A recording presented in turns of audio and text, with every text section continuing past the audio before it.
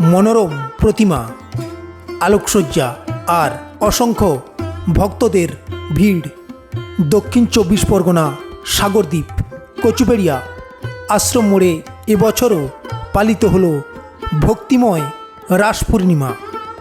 সন্ধ্যা নামতেই ধূপ ধুনোর গন্ধে ভরে উঠল পুরো আশ্রম এলাকা। খোলের বাজনার সাথে চারিদিকে ছড়িয়ে পড়েছে হরে কৃষ্ণ নামের ধ্বনি। মনোরম প্রতিমা, আলোকসজ্জা আর অসংখ্য ভক্তদের ভিড়, সব মিলিয়ে এক আকর্ষণীয় দৃশ্য।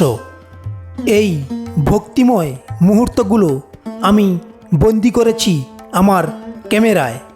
দেখুন সম্পূর্ণ ভিডিও ভক্তিময় রাস পূর্ণিমা।